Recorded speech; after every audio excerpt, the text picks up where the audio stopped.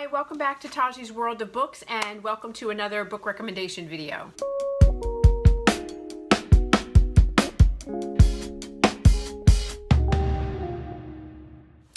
Hey you guys, welcome back, and I am continuing on with my paranormal romance Christine Feehan reading.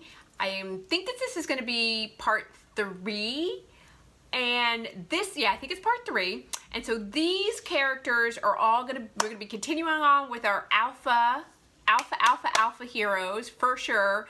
Toucher, You'll Die, Broken Heroes, and the heroines in these books, as we sort of progress in the stories, definitely have developed their own power in their own right. So they are Xena princess warriors for sure, but there's different levels, right? Like some are more subtle and some are more like in your face. So this video, I have 9 books to get through, so let's get into it. Okay, so this one is called Dark Curse. This is Nicholas and Laura's story. So Nicholas is part of the De La Cruz family, and Laura has a very, very abusive background. She was abused as a child by Xavier, and Xavier, what we learn as these stories, so these are paranormal romances, as we've said. As the stories develop, we start to see that there also is a magical component. When I say magical, like a Wiccan, like connected, because the Carpathian people are of the earth, and there's a lot of attachment to the earth.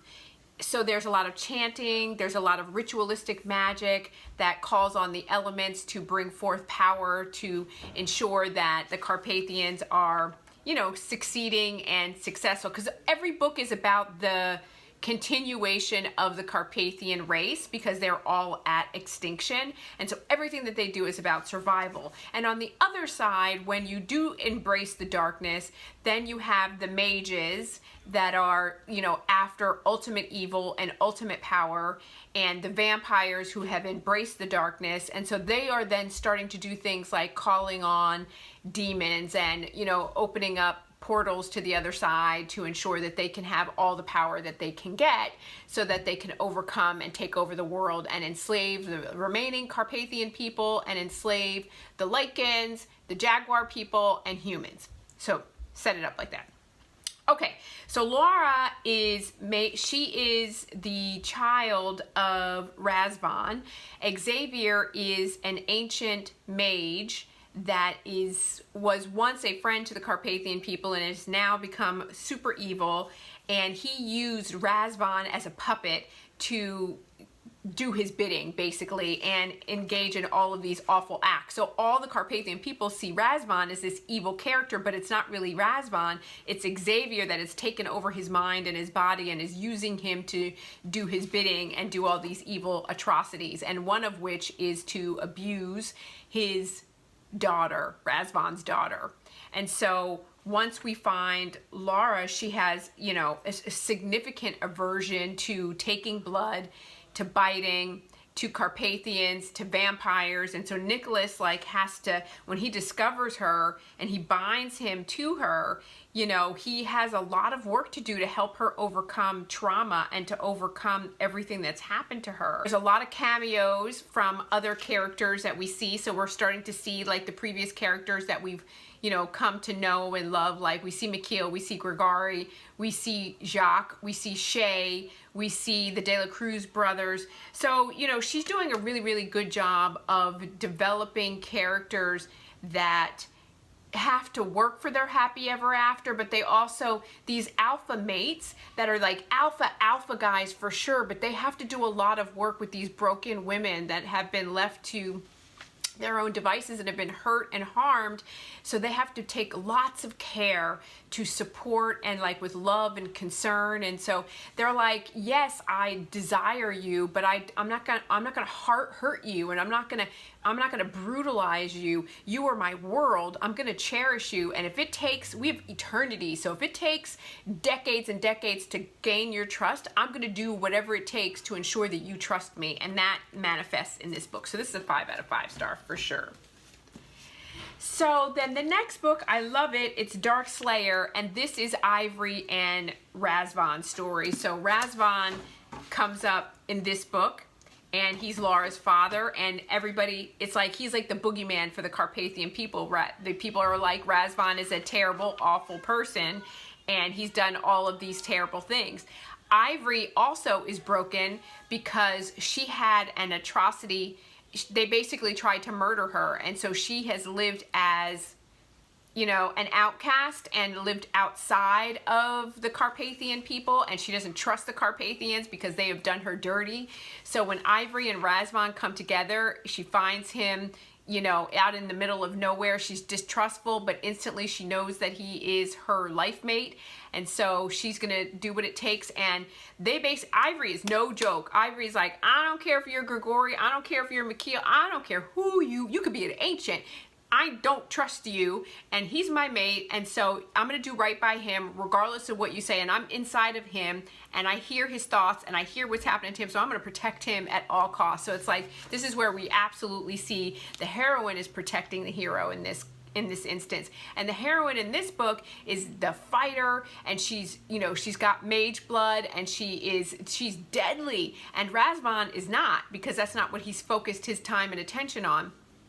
Also, they brought in this really cool component of, she has these wolf tattoos on her body, but the wolf tattoos are actually her wolf pack. So they leap from her body and then, you know, fight with her in battle. So this book is of two severely isolated and broken people who don't know how to communicate with the world, have never really been around other people, have been isolated from others. They find each other, and you talk about healing. Healing occurs in spades in this book, and it's so, so, so good. This was a 5 out of 5 star for sure.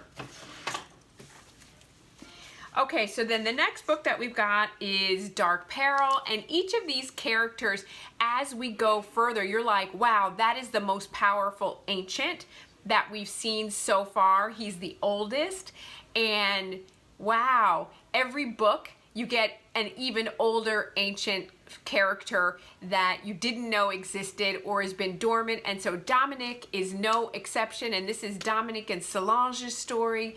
Dominic, you know, basically is like, I'm ancient, I'm thousands and thousands and thousands of years old, I have not found my life mate, I'm never going to, I'm ready to meet the dawn. You know, let me do this for my people. I'm going to ingest this poison and go and be a spy into the enemy's camp and get as much information and report it back to you. And so when I'm done with my mission, I'm going to meet the dawn.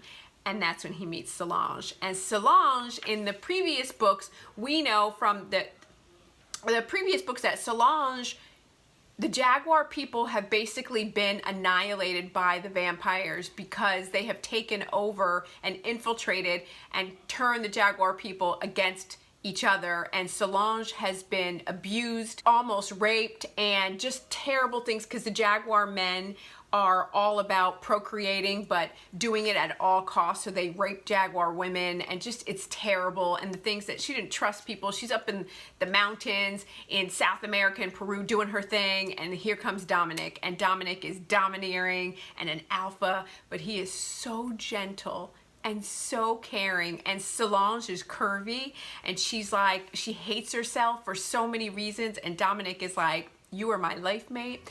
That body is meant for me. I love everything about you. Don't you dare. And he makes her wear, he doesn't make her, but he really encourages her to wear like these really revealing clothes when they're alone together. And like, it's like a wisp of nothing. And she's like, I can't do this. And he's like, but you just look so scrumptious. And he just loves her to health because Dominic just doesn't care. And Dominic's old, and Dominic is like, you know what? You brought me joy, and I want you to see joy in yourself. And so this is a 5 out of 5 star for sure. So then the next book in the story is Dark Predator, and Zacharias is the oldest brother of the De La Cruz and the South American branch.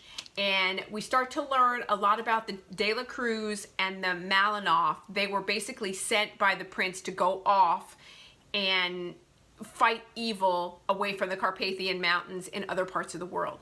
The De La Cruzes and the Malinoff brothers are intelligent and highly sophisticated, and started to kind of come together and plan and talk about and of ways that they could overcome and overthrow the prince, because they didn't think that the prince, which is Mikhail's father, was handling the role correctly and doing what was needed to do for the Carpathian people. Okay, so the De La Cruz brothers separate themselves. They're like, you know what, now we've talk is cheap. You know what, we are not going to be moving in that direction. Malinoff, you guys are getting a little crazy now. We were just talking and now you're making things real. We're going to step away. So they stepped away. Malinoff went crazy, and most of them have turned vampire. Okay, Zacharias is the oldest brother of the De La Cruzes, and he has got one foot in the darkness, and he is a dark character. And we meet his mate. And his mate is Margarita, and she, through a vampire attack, has had her vocal box ripped out, and so she doesn't speak. And it is his story with her. And Zacharias is by far the darkest and the hardest character, because his entire life has always had one foot in the darkness. And he is like, I'm ancient and I'm not part of this modern society, and I cannot abide my mate not being obedient and disobeying me, and I just can't make the transition over to this modernized world. That I would never put me on a mate, and I wouldn't expect anyone to follow the rules as I set down, because as I speak, my word is law, and I know that that's not going to fly in this time. And he's like, so I'm just not worthy mate material. And he literally is walking into the dawn. He's walking into the dawn, and Margarita sees him and sees that his skin is burning and he's done. And she's like, no, I'm not allowing this to happen. She didn't even know that they're life mates. She's just like, this is not happening. I cannot stand here and watch somebody commit suicide. And so she saves him, and he is pissed, because he is like, how dare you? I am centuries old, and I made a choice to go into the dawn and to embrace my ending and try in another life to see if I can find my mate, and you took that away from me, and I'm gonna punish you. How dare you? And it starts from there. I gotta say that there is a scene in here. He is not as gentle as I would like, but he is, well, no, I'm telling lies. He is very, very gentle with her, but there's something at the end that she does that he's just like, and it's not cool, but they handle it really, really well. And so this is a 5 out of 5 star. Okay, so then the next story is Dark Storm, and this is Dax and Riley, and this kind of sort of came out of nowhere, right? Because now we're seeing Gary Jensen and Jubal and all those other guys that we met in Dark Descent. In this book, they have gone to South America to locate this plant. That's this ancient plant that they feel is going to be very essential and vital to, because we're still trying to solve the mystery of why the Carpathians are not having female children, and why they're not carrying to term, and why the babies are dying. And so they find that there's this plant that's essential to the Carpathian life cycle. And so Gary and Jubal go off on this mission to go and locate this plant and bring it back. Okay, so while they're on this mission, they meet a mother and a daughter, and the mother is clearly anxious and is on a mission, and everything in the jungle is attacking her and trying to prevent her from going on this mission. So Gary and Jubal are like, we need to pay attention. Something's up, right? They know, something's up. And through a successive series of events, whether it be spiders, whether it be anacondas, whether it be monkeys, whether it be birds, like this woman is attacked, bees, killer, like she just is attacked one after another. And the daughter really starts to recognize that Gary and Jubal are essential to this mission that the mother and daughter are going on to go up the mountain, because they're part of this ancient race of people that bind whatever is in this mountain. While at the same time, Dax is inside the volcano, locked in the volcano, battling one of the Malinoff brothers. And they are ancient. And so this is their story. And so it's really, really well done. We haven't seen, since this book, we hadn't heard of Dax before, and we haven't seen Dax again because they've gone back up to the mountain. But this then deepens the story and continues it on. So this was really, really well done. Okay, so then the next book in the story is really good. So this is Tatjana, and Tatjana and her sister were the two dragons that were in the mountain with Razvan and Xavier when Laura was a child, and so they were the ants that kept Laura alive. So this is Tatjana and Fenris Dalkin, and Fenris is a wolf. He's a Lycan, and you meet Fenris in Dark Wolf. He's friends with Dimitri. They've been warrior friends forever. So here they come together, and he is one of these bad bloods. He split. He has Carpathian lineage that he doesn't know about. Tatjana is Dragon Seeker, so she's one of the oldest type of Carpathian people. And this is the story. And you want to talk about alpha. Fenris is alpha. He's like, I've been alpha since I was 10 years old. I've run my own pack. And not only do I have my own pack, but I have an elite pack. And so Fenris is like not even playing. Like when Fenris speaks, Fenris is like everybody, even Carpathians, even the Carpathian, everybody's gonna follow, and I'm general. I'm dictating to everybody, and I expect everybody to follow. And you're just like, okay. And he's like, wolves are aggressive. They're aggressive lovers. They're aggressive everything. And he just brings it on so many levels. But he loves Tatjana, and he trusts her, and he allows her to go her own way, and he allows her to be independent. But at the same time, he expects that because she is his equal partner and she's an alpha mate to an alpha, that she follows his rule. And so it really like is an interesting way in terms of how she handles it, because Tatjana is no joke, and she is a mage, and she's a dragon seeker, and she's powerful, and she's like, but she's subtle, right? She didn't get all up in Fenris's face. She's real subtle, and he's like, stop manipulating me, and she's like, I'm not, I'm stating fact. Make a choice. What would you like me to do? And he's like, all right. Like, it's just done really, really well. And so this is a 5 out of 5 star for sure. This way. So it's Dark Wolf. This is Dimitri. Been waiting for Dimitri's book forever. So this is Dimitri's book with Skylar. So Skylar is the daughter of Gabriel and Francesca, and Dimitri knows that she is his life mate. He meets her when she's 15 years old. They make her wait. They make him wait to claim her. This book is about survival. There's torture in this book, and Yosef, that I talked about earlier, Yosef is Skylar's best friend, and Paul. So Yosef is part of the Italian clan, and they come up in Dark Symphony, and Paul comes up with the De La Cruz brothers. So they are friends with Skylar, so they're sort of the younger generation, and they go on a mission to go and help her save Dimitri.